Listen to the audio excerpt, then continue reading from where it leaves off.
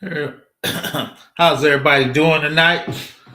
I just wanted to keep on schedule. Shout out to the Pacers. It was 51-51, but let's get started. You see it right there.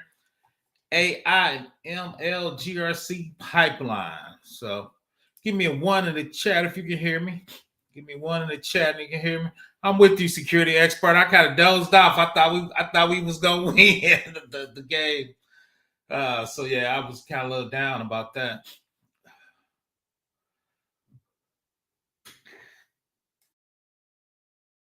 You know how we do it.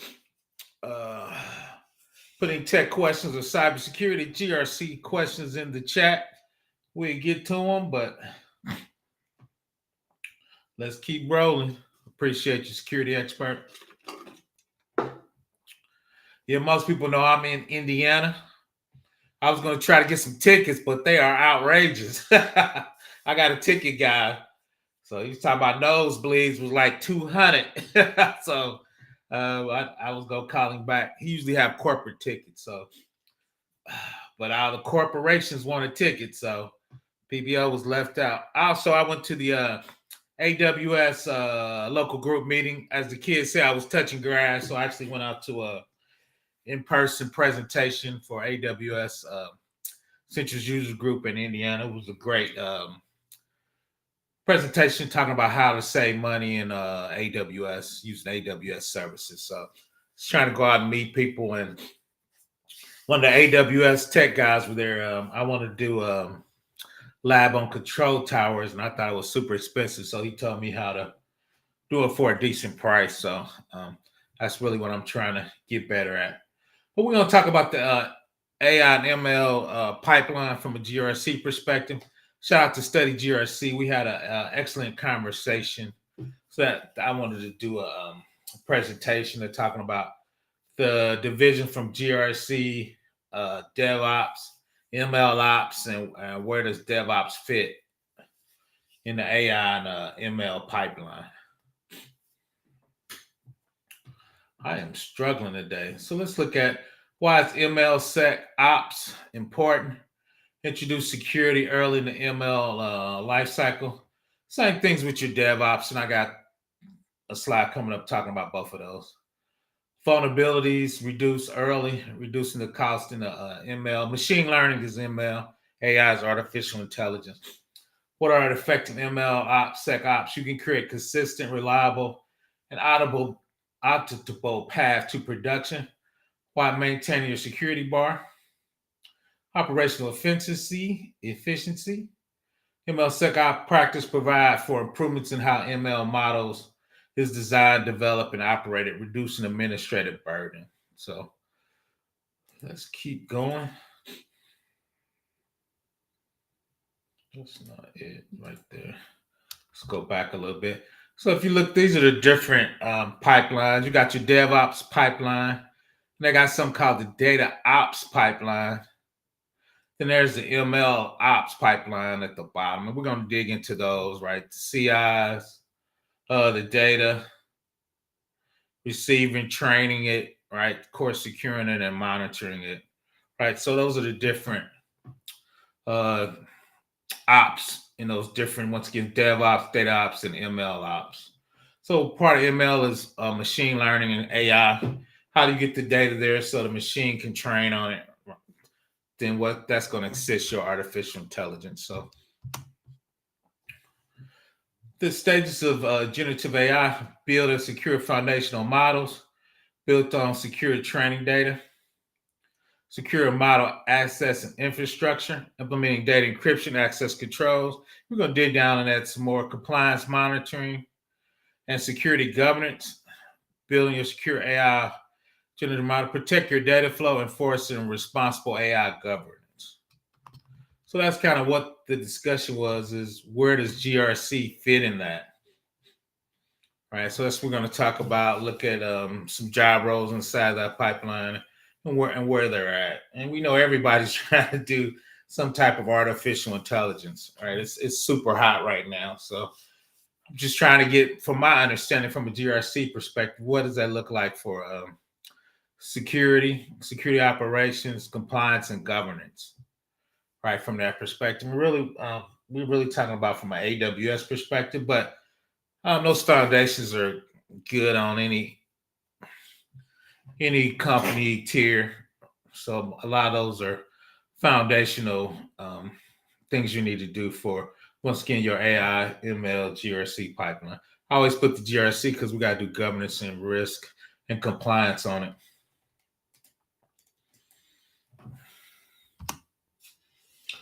So AWS security maturity model, phase 1, get some quick wins. Phase 2 is foundational. Phase 3 is efficiency. Phase 4 is optimize. What's on that phase 4? Governance capabilities for large infrastructures for organizational with high security requirements. Efficiency, a recommendation that allows us to efficiently govern cloud security, right? So that's the phases of the model.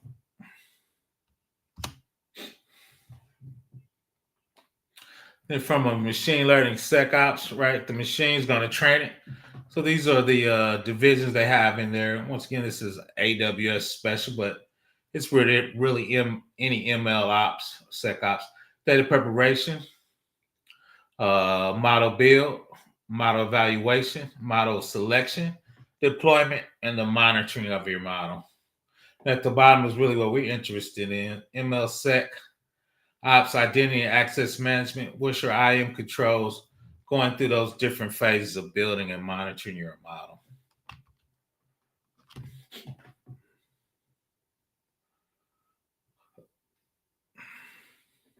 A lot of times people building models, building AI, but they don't talk about security very often, and they definitely don't talk about governance and what that should look like.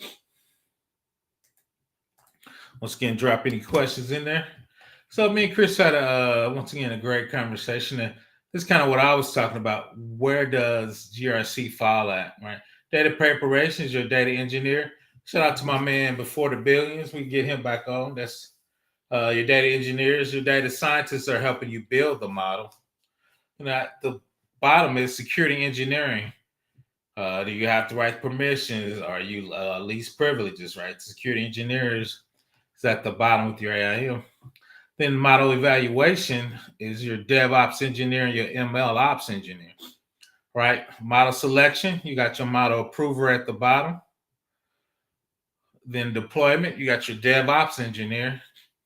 Then also your ML ops engineer at the top. So then you come down to monitoring. That's where it governs the GRC people at the end, right? I think that's a little off because I'm gonna be looking at the security people, probably the DevOps people at the top,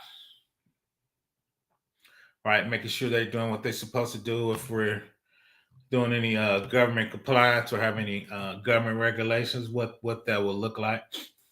But from a job description, job responsibilities from those 6 perspectives, those are the job functions that are monitoring those 6 events.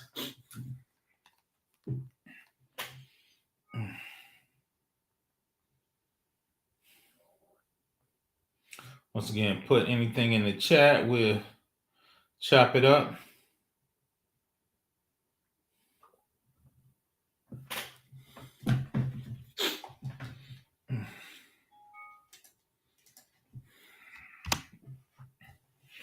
From your model sec operations, once again, data preparation, you got your processing code and your training data, your training code and candidate models, test and validation, where you have your metrics, your metadata, and your model metrics, deployment of the ready model, then your inferences and code and model into production, then monitoring is, of course, your production data.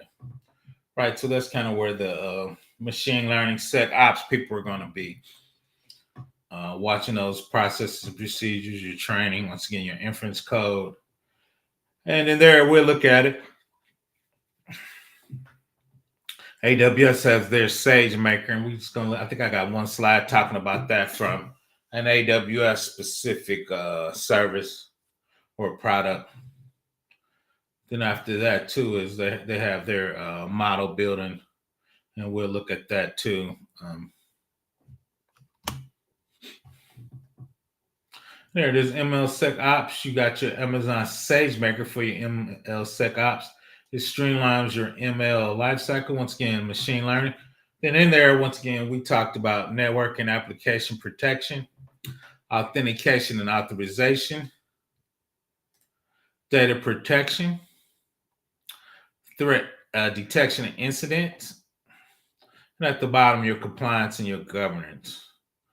So the cool thing, even in their machine learning scope with their specific programs, they're talking about security, talking about authentication, authorization, protecting your data that goes into the model, data protection. There's a threat detection and incident response, right? A lot of these singular products we talked about, but now we putting them together for a best breed architecture and securing your machine learning pipeline. Once again, these are some of the products in the data protection, build model evaluation, model selection, deployment, and monitoring, right? So these are some of the services you can use. Data protection, got the KMS keys, your S3 bucket, using your network firewall, your Amazon VPC for your private network, virtual private cloud. There, AWS private link. We don't want to send that data over the internet, so we set up AWS private link. Then Macie, and your model build and evaluation. We talked about Amazon Inspector, I think 3 weeks ago. VPC, Direct Connect, site to site, and once again, S3 buckets. Then the deployment, we got Amazon Identity Center, verify permission, use the IAM access analyzer to see who has access to what to make sure you didn't make sure you're doing least privilege. AWS verified access. Once again, in your monitoring, you got your CloudWatch, CloudTrail, GuardDuty, Security Hub, Amazon Detective. We did videos on all that. We haven't done one on the Amazon Security Lake yet. Once again, at the bottom, you got your IAM and your IAM Identity Center. So those are the products you use in that pipeline to secure those particular sections and events in the pipeline. So once again, AWS gives you a plethora of services to use. And shout out to Chris. Sometimes it's just overwhelming how many things are out there that you can use and that you can take advantage of. So that's the good and the bad of it. But once again, you have tools and you can use them. Shout out to Shango. Appreciate you. Shout out to the PhDs. So once again, those are the different services we would use to secure our pipeline, right? Especially machine learning pipeline. Okay, this is great. Let's share complete. Okay, IAPP professionals working with Azure. Okay. Yeah, most of those are going to be the same between Azure and AWS. So yeah, I'm kind of going. I'm trying to get comfortable with those myself from an AWS perspective. I appreciate that. So yeah, that's it from the. We got a few more slides, but those are the tools you use. Once again, we've been doing it from an individual service perspective, and we're going to start putting those together in pipelines, in Amazon column, well architected tenants. What would that look like? Once again, this is a well architected AWS GRC pipeline.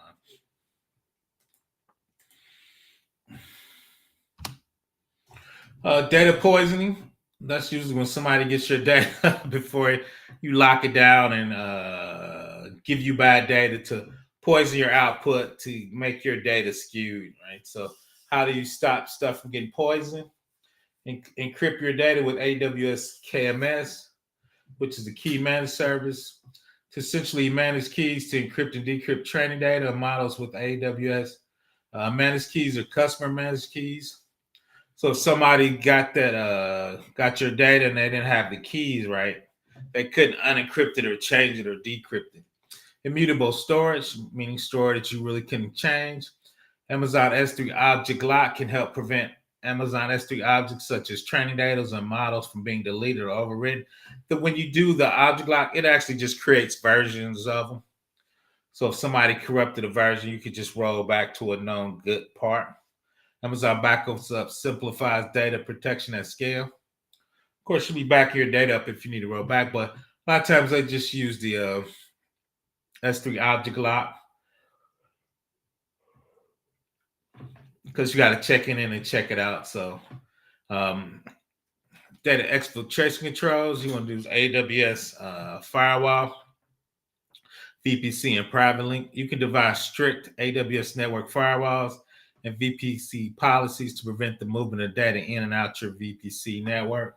So a lot of times when it comes in, we want to tag it. So if it's federally compliant data, that data has to stay inside the US, right? So if it looks at that tag, it could block that data from being moved to a region outside the United States. Or you just say this data stays in your East region or your West region. So you can really lock it down. And using AWS Private Link for private connectivity from VPC to SageMaker. And we'll look at that. We don't want that data to go over the internet. So how would you do it inside of AWS? System data protection and security controls. Amazon Macy's is used to scan the S3 buckets for PII, private health data, private financial data, and other sensitive data before training or fine-tuning the data. So if you want to make sure the data is redacted, you can scan it with Macy's and have it blocked. Or you can use Macy's to help identify it so you can tag it. Like, so once again, you put tags on data and data files, you can put security controls around them. This is a new one I thought was interesting. Once again, it's AWS specific service. Amazon SageMaker Data Wrangler automatically redacts PI data using custom transformations inside Data Wrangler, and Amazon Comprehend to redact PI's data from your ML training data sets. Then Amazon Bedrock Guardrails to configure harmful content figures based on your responsible for AI policies. So if you have negative sentiment or people putting cuss words or people using bad images, you can use the filter to block those and redact those so they won't poison your data. So once again, those are Amazon specific services. I'm gonna start labbing those from an AI perspective. So shout out to my man security. I'm trying to get better with the AI and ML. Like you said, it's not coming, it's here. So once again, just me trying to get comfortable when I look at that type of data from a compliance perspective. What services would I need to use to handle that? Security against threats spot on by generative AI. So you can look if your generation of localized emails for phishing. You can actually have AI generate malicious code and ransomware. And also you can have AI do deepfakes or voice cloning, right? So how do you use AI to block those from coming out of your AI? So we're using AI to secure AI, right? So those are some of the things you can add inside your AI ML pipeline, once again, to help you block those type of attacks coming from your stuff.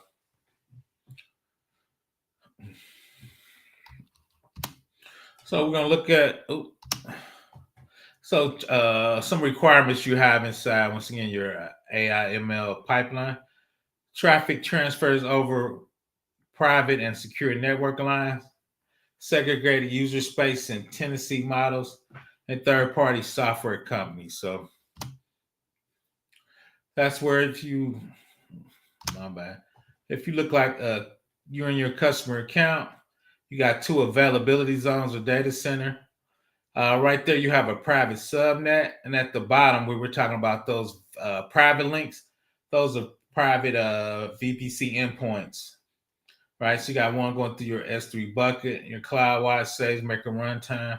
And if you don't have those, usually that data goes over the internet to those AWS services. And one of the other things you can do is you see there also in the private subnet and customer data. If you're building a model for them, you can have it just stay inside AWS network, goes to their SageMaker platform VPC, right? If you were doing a AI ML model for particular customers, they can attach to your notebook, which is your AI model, and pull that data over. Once again, not going over the internet, just staying inside Amazon virtual private cloud and make sure that's secure. If you see the SageMaker service seeks coming through, going through a proxy service account, then going over the SageMaker VPC platform. So once again, the thing here is all this stuff staying within the Amazon's network. Now that's going over the internet. Nobody can sniff it, right? To sniff it, you got to break into AWS network, right? But if you send data over the cloud, people can get it, try to decrypt it. So that private setting and all these private links and VPC endpoints basically say keep my data inside the Amazon's data center. Amazon has its own worldwide network to get to other regions. So make sure that data only moves inside that network. What's up, Jimar? Once again, protect third-party software with Amazon Inspector. We talked about that a couple of weeks ago. So Inspector can scan Lambda functions and container images, does code scanning, standard scans for dependency for packages, enhanced scans for operating system and programming language vulnerabilities. It actually shows you CVE. Then over there, when you scan Inspector, it actually put it into a S3 bucket. You can use Amazon Athena and QuickSight to actually query that. You see that right over there. Software bill of materials, SBOM's super popular. Help identify open source and third-party components of your application and secure the software supply chain. Because when Kaseya hit in Log4j, most people didn't know that stuff was running in their environment. So we're trying to use software bill of materials so we know all third-party software that's running in our environment. So if like Log4j gets hacked, we know these open source software was using it and this third-party vendors using it. So we can force them to be proactive. Instead of us notifying them, instead of them notifying us, we will be notifying them, right? So that's where your Amazon Inspector comes at. Once again, model metadata and model version and model approvals. My bad, I think I'm catching a little cold. So once again, SageMaker has their model registry. You can create a model group inside your model registry. That's just showing you SageMaker. You can benchmark and observe your model versions in your model group and promote versions of your model. So once again, that's making sure your developers doing what they're doing, versioning, checking in and out. And you can have versions of your model. And at the bottom, you can have metadata that goes with those versions. And there you can track activities, metrics, and settings per model version and manage the approval status of your individual models. Right, that'll be more on your development environment. How are you managing that? I don't think GRC plays a heavy role in it. We just want to make sure they have configuration management. They have versions of theirs so we can check in and check out, and that they're really keeping track of them. So I think from a GRC perspective, I think that's it. We should have dynamic and static scanning of those, but we talked about that. Deployment model poisoning, secure and bringing in public and private libraries for your framework, protect code and model artifacts against interference taking over. So once again, those are the services we will use. IAM Identity Center, verified permissions and verified access. Apply policy of least privilege for training your data models and applications using Identity Center and IAM Access Analyzer. Explore your further zero trust capabilities to add fine-grained access control with your AWS verified access and your verified permissions. Use verified access to further eliminate the cost, complexities, and performance issues related to VPN. Instead of VPN, you will use verified access. Once again, it will look at your keys, your tokens. And once again, a lot of people are getting rid of VPNs and going to AWS verified access. The last piece of that really is how do you monitor end-to-end auditability, audit trails at user file and object levels, prevent and detective controls. So let's look at a few of these. Besides SageMaker, you get your CloudWatch alerts, deploy your training models, schedule your monitoring jobs, detect and monitor data quality, model accuracies, biases, and explainability of drift, generate baseline statistics and constraints, collect your ground of truth, and merge with your predictions, view your drift monitoring reports in S3 inside your studio and analyze inside your netbooks. And then in the flow for your ML models with Amazon SageMaker model monitoring. So we probably lab a couple of these in the future, but once again, this is what AWS services from those to help you build models. And inside, once again, for monitoring, they give you these services to help you monitor your AI and ML GRC pipeline. The other thing too is I thought is they have SageMaker Clarity. It detects biases in your machine learning AI models and understand models predictions. Identify biases in data. Check your trained models for biases. Explain overall model behavior. Explain individual predictions. Detect drift and biases, model behavior over time. Generate automated reports based on bias and explanations of that. So once again, I don't think this is really GRC service. What I believe, GRC should make sure this is installed. GRC should look at the reports to make sure they're checking their biases. But once again, I don't think most company cares about bias, right? I think they're just trying to make money from their models. I think this is top of the pyramid type stuff. You talk about the biases inside your model. I think that's all I had. Once again, I just want to do something short. Me and Chris had a great conversation on this. So, and the thing I was trying to figure out, and I got this off of AWS. Shout out to AWS. Kind of where's the responsibility and job functions in that pipeline, right? From once again, everybody does it up. Just talking about a little artificial intelligence, machine learning. Talking about the GRC pipeline.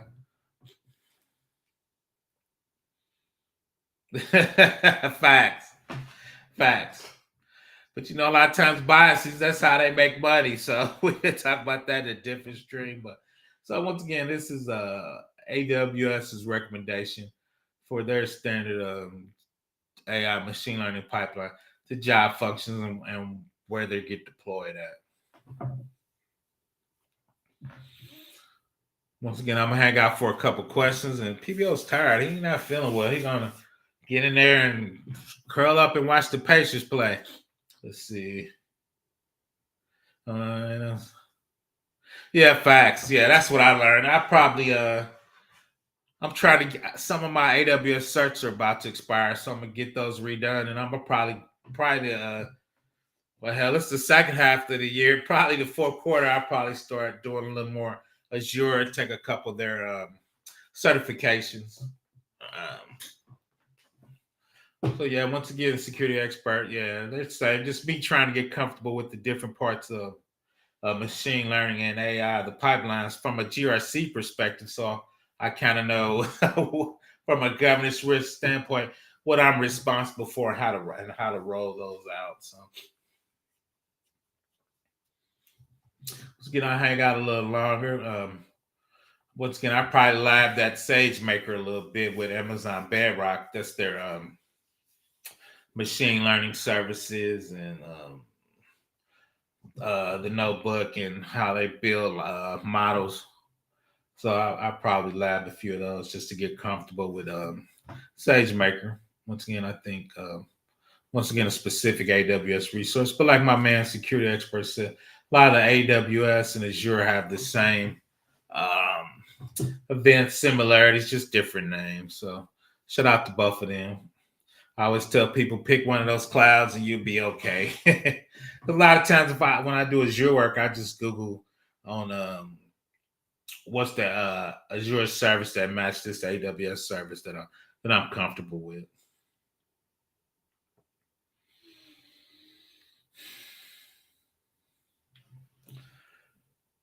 Well, I'm about to shut it down. Like I said, I don't know if I got rained on a little bit. I went to an AWS event in Central Indiana. I live in the capital, so it was cool. I was talking to some of the AWS engineers. So we were talking really about control tower. I want to lab it. It seemed kind of expensive to lab, but he gave me some cool ways to get the price way down. So that's what I really want to get comfortable with. That's AWS managed services for a well architected environment. How they all work together, logging, uh, having your VPC set up, having multiple VPCs set up for your production, test, dev, and DevOps. So your account can go to what VPC it should be doing work in. So once again, that's about it. They're on right now. I think it's about halftime. When I looked there, we're getting close to halftime. So I'm out. Everybody have a great hump day. If you need anything, just reach out for me. Once again, I appreciate everybody for joining me. I'm out.